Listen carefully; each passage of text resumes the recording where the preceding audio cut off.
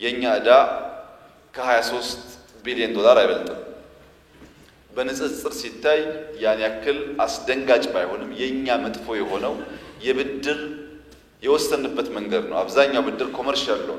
በአጭር ጊዜ ብዙ መክፈል የሚጠይቅ የብድር ስርዓት ስለሆነ የኛ ጥያቄ የነበረው ያ የብድር ሁኔታ መሸጋሸግ አለበት ነው።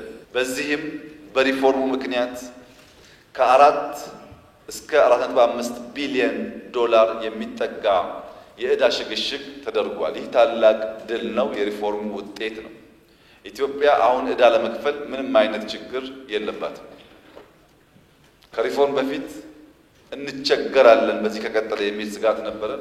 የተሳካ ድርድር ስላካሄድን አሁን ዕዳችንን ለማስተዳደር ችግር የለብንም።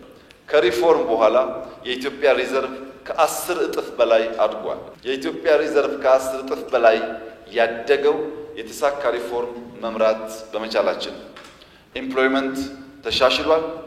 አጠቃላይ ግሮዝ በተለይ ባለፈው ዓመትና የዚህ ዓመት በጣም ትልቅ የሚባልና በዓለም ላይ በጣት የሚቆጠሩ 4-5 ሀገራት ያደጉበት የእድገት ደረጃ ነው ኢትዮጵያ ያደገችው፣ ዘንድሮም የምታድገው።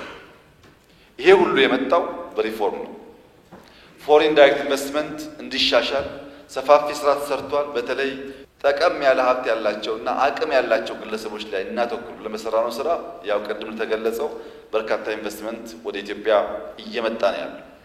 የሀገር ውስጥ ኢንቨስተሮች ሀብታቸውን በተቀናጀ መንገድ ኢትዮጵያ ውስጥ ማፍሰስ እንዲችሉ ሰፋፊ ስራ ተሰርቷል። ውጤትም እያየንበት የተጀመረው ሪፎርም ኦቶሜት የተደረጉ ሲስተሞች ያስገኘው ውጤትን ተንተርሶ ለረጅም ጊዜ ቆሞ የነበረው የWTO የአክሴሽን ፕሮሰስም በከፍተኛ ፍጥነት እየሄደ ይገኛል። በሁሉም መስፈርት ሲታይ የኢትዮጵያ የኢኮኖሚ ሪፎርም ስብራቶች የጠገነበት ፍጥነትና ያስገኘው ውጤት አስደማሚ ተብሎ ሊወሰድ ይችላል። በማንም አይን መመዘኛ ቢሆን ሪፎርሙ የኢትዮጵያን ፋይናንሻል ሴክተር የታደገ ነበር ተብሎ ሊወሰድ ይችላል። ባለፈው ዓመት በነበረው እድገት ለመጀመሪያ ጊዜ ከናሽናል ባንክ መንግስት 1 ብር ሳይበደር ዓመቱን ጨርሷል። ይሄ በኢንፍሌሽን ላይ ያስከተለው ከፍተኛ ውጤት አለ። አጠቃላይ መንግስትም ከናሽናል ባንክ ሳይበደር ኢኮኖሚውን መምራት የሚያስችል ቁመና እየፈጠረ መሆኑን ያመለክታል። በተጨማሪ የልማት ፋይናንስ እንዲጨምር ተደርጓል። ከፍተኛ ቁጥር ያለው ሀብት መጥቷል። በድምሩ የኢትዮጵያ ሪፎርም እኛ ሪፎርሙን የመራን ሰዎችም አጋር የሚባሉ ዓለም አቀፍ ተቋማትም ከሚያስቡትና ከሚጠብቁት ባሻገር የተሳካ ስራ